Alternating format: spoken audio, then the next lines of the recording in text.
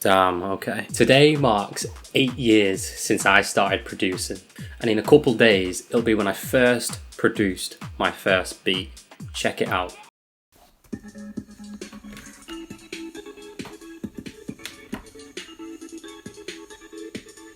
To celebrate this landmark, I thought I'd share some wisdom. Here are 8 things I've learnt from 8 years of producing. And if you're brand new to producing or you've been producing for a while, hopefully one of these tips will actually help you out and give you a bit of insight as to what it looks like to be producing for a while. By no means am I be all or end all with what I'm saying here, but these are a few insights I've learned from my experience. I've been to college to study music production, I've been to uni to study music production, and all these things are great, but a lot of what I'm going to speak about today is just personal experience. So let's get into it. Number 1, your first ideas will not be your best ideas. Accept that you will make bad music and just write whatever wants to be written. Create whatever wants to be created. Doechii spoke about this in 2020. There's a clip of it. Roll the clip. I need to be creative whether it will sell or not. I need to create what wants to be created regardless of anything and anyone. Sometimes I will perform badly, I'll write badly, I'll film badly, but I have a right to do that in order to get to the other side. When I used to write songs, if it started off badly, I wouldn't finish it because I'm just like, this is a bad song. But what I'm learning is, in order to get to the other side, you gotta push through that. It's gonna be bad. You'll get through that. It's bad right now, but eventually you'll get to that other side, and you're allowed to do that, and that is okay. You need to create whatever wants to be created. End of the day, we think we're great judges of music and production and everything that comes to it, but really, what does any one person know that another person doesn't in terms of taste, in terms of what makes music good? Technically, yes, but creatively, subjectively, no. So be less attached to your songs emotionally, because at the end of the day, you might not like it, but someone else will. I know that's a cliche saying, but it comes from the fact that there's no one person on this earth who is the best judge of music, because it's all subjective. So with that information, you need to let go of judgment, you need to let go of attachment to your songs, and you need to let go of attachment to the outcome and the social approval. This is one I struggle with, but you need to create whatever you create and accept it's bad, it's good, it's mediocre, it's unique, it's mainstream. Create what needs to be created first. Judge after. But I wouldn't even recommend judging. Number 2, don't settle for the second best sounds. The first sound you pick out of a sample library is not going to be the best one. But sound selection is 70% of the battle. It's easy to overprocess, it's easy to overlay, and it's easy to overdo the effects because you want to feel more involved as a producer.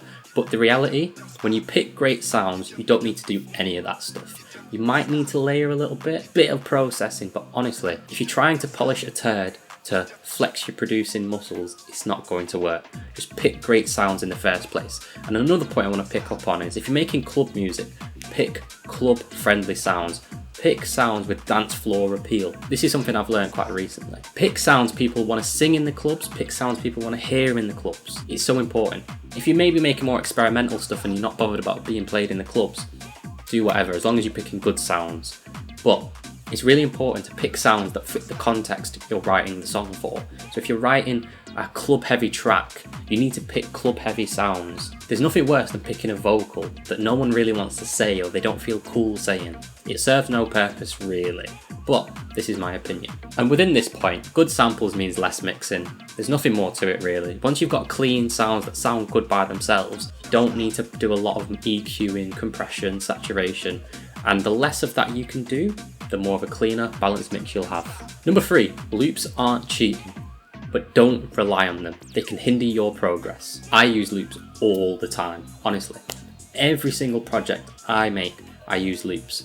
But I like to chop loops up. Sometimes I'll slap a top loop on if I need an extra bit of energy, and this works really well. But don't just drag a loop on and call it a day. Pick the bits out of a loop that are good. Slice it up. Use Slice X or just quite simply in the playlist Slicer. Once you've got the bit of loop that you like that you've sliced, sprinkle that into your tracks and merge 3 or 4 different loops together. The problem with just dragging a loop on is that if you don't know how loops are made, you're not going to progress when it comes to not being able to use loops. Quite simply, if you're reliant on loops, I would suggest having a couple songs where you don't use any loops and learn how many samples are needed to make the equivalent of a loop, if that makes sense. Have a couple tracks where you're just using one shots for your drums, for your bass, for whatever. I promise you now, the less reliant you are on loops, the better. But the more you can utilize loops in creative and unique ways, the better and quicker of a producer you will become. Number 4, this one's a really important one. Energy equals arrangement. This is my opinion, but some of the things I'll talk about are a bit more objective. I like to approach my arrangement with the intention of creating different sections of energy, rather than just slapping a bit here, slapping a bit there, and trying to come up with a full 6-minute song. I think of each section in terms of energy. We start with low energy, we build up, we go down, we might have a spike of energy here, we might have a medium energy section. Either way, you need to think about your arrangement as energy, especially in dance music. But more broadly, you need to think of your arrangement as a chance to create different vibes in different sections, and I just like to look at the vibes as bits of energy, different scales of energy. This works great for dance music because if you create contrast between one section with low energy and one section of high energy, you get tension and release, and ultimately that's what people want on the dance floor. They want tension, they want release, they want moments of calm, they want moments of high energy. But if you're not telling the listener when to be energetic and when to chill out, the track feels stale, the track is quite linear, and it's boring, it's flat, and if there's no contrast, there is no way a professional mix or a master will save it. So please, focus on energy and focus on contrast in your arrangement. Number 5, don't chase trends, but adapt to current times.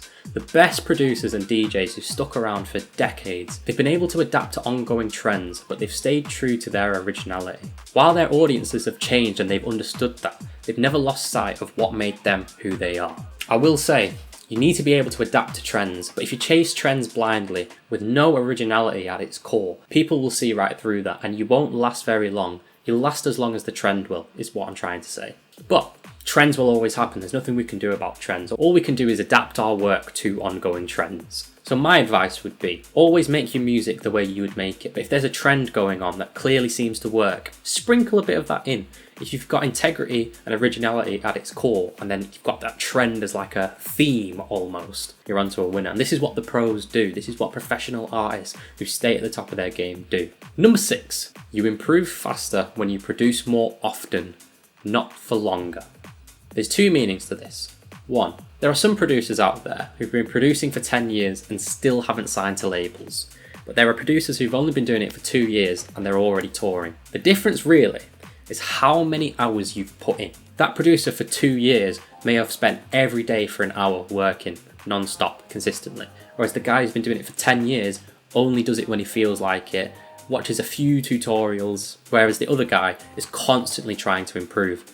It's about your effort, it's about your discipline, and it's actually about the hours and the repetitions. And a lot of repetitions can get done in a short amount of time, but you need that focus. Secondly, the other thing I mean is that you need to produce more often than for long periods of time. 30 minutes a day, 10 days in a row is better than one 5-hour session across 10 days. Producing 30 minutes a day for 10 days is better than one day for 5 hours. It's the same amount of time, but each time you get into the studio, your brain is fresh, mentally you're in a different state every single time. You're training yourself to understand that every time you sit down and you produce, you've got a new mindset. But as well as a new mindset, you're also teaching yourself to be consistent. You're teaching yourself that even 10, 30 minutes is valuable. And that is what helps people get through, because let's face it, we can't always do a 5-hour, 10-hour session. But we're more likely to do 30 minutes than we are 5 hours when times are tough, when we're not feeling inspired, when we're busy, because everyone gets busy. So my important thing is, you need to make sure, 1, you produce more often than not, even if it's for a short amount of time. 2, you will also improve when you are willing to seek harsh feedback, also honest mentoring. Now, I do one-to-ones, there are plenty of people who do one-to-ones, but you need to find a tutor who works for you, and you need to find a tutor who gives you honest feedback, because without the honest feedback, you're not going to grow. The moments I've grown the most have been when I've got the most honest feedback, and it crushes your soul. It really tears you down, but be prepared for that, because once you are teared down, I promise you, the way you build back up will be better than ever. I've done this recently. I've had my heart broken from some feedback, but I've come back way stronger. And I promise you, it is the best way to grow. Finally, reference the pros. This is the final way I would suggest on improving quickly, because when you reference the pros, you're referencing what works. So, reference mix downs, reference arrangement, even reference what people play in their sets. You know, take a video, analyze the video, for example. I've done that before. And what you'll find is, what do the pros like? What do the pros play? And what do the pros do? Once you understand that and you implement it yourself in your own way, you see your music get better in real time. The penultimate one now, number 7.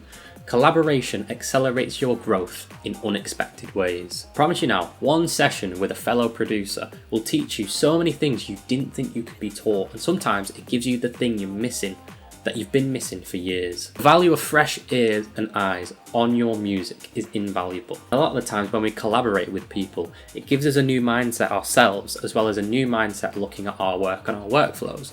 We also get to learn and share new workflow techniques, which in my opinion is the best part of collabs. It's showing someone a new technique and learning a new technique. But not everyone you collaborate with is meant to be.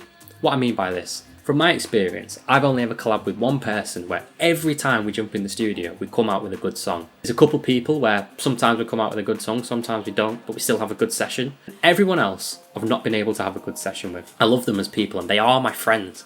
I genuinely call them friends, but not everyone you collaborate with is meant to be. But that doesn't mean that these collabs that are not meant to be, you won't learn something from. The experience and the fresh perspective and even the new techniques is invaluable. And finally, the most important one, this one could get lengthy, but it's worth it. Your ears evolve faster than your skills, but this is a good thing. Training your ear is the one thing as a producer that no one can take away from you, and it will get you through basically any producing situation. What do I mean by training your ear? You train your ear to understand music as produced music, as written music, as recorded music, rather than songs. The average person looks at music as a song. Producers look at it as a production, a process. How do you train your ear? It's just time. It's just time, effort, even A-Bing stuff. A-Bing, because like, let's say we've all been in the situation where we've added compression and we can't hear it. But the more you A-B, the more you apply compression and you use this skill of trying to hear compression, you will eventually hear compression first time, first A-B test. But you can only get there by training your ear. This applies to any area of producing. Even in dry spells, even in off seasons, even when nothing goes your way, your ears will always continue to be trained. This is something that you need to keep in mind that separates experienced producers from people who've been doing it for a couple of years. How trained your ears are to changes, how trained your ears are to compression, to audio effects. But more importantly, how trained your ears are to what sounds good, what sounds average, what sounds decent, what sounds bad, and what sounds amazing. This only comes from experience and going through the motions, if you will. This only comes from experience and genuinely just writing as much music as possible. But the other point in this, your technical skills don't develop as quickly as your ears do.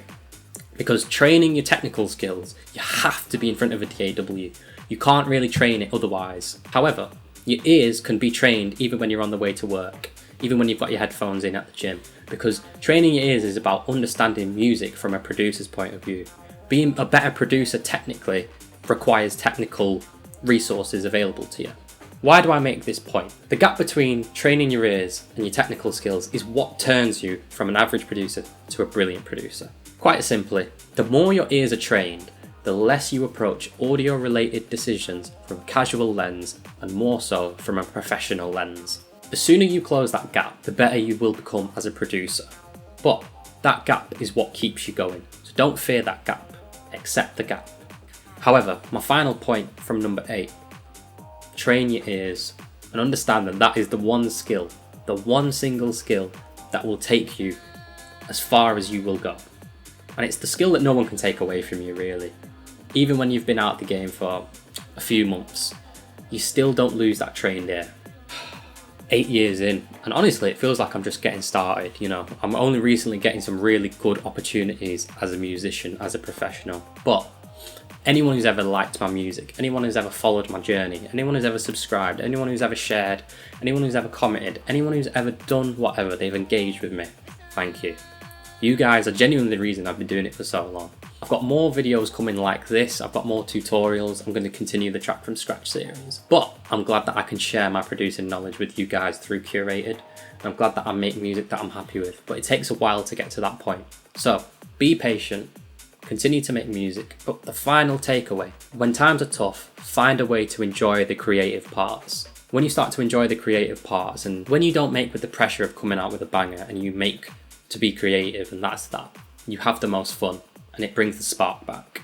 Thank you guys for watching. If this video has helped you, please subscribe, please like, please share with a friend who might need these 8 pieces of advice. And yeah, take care.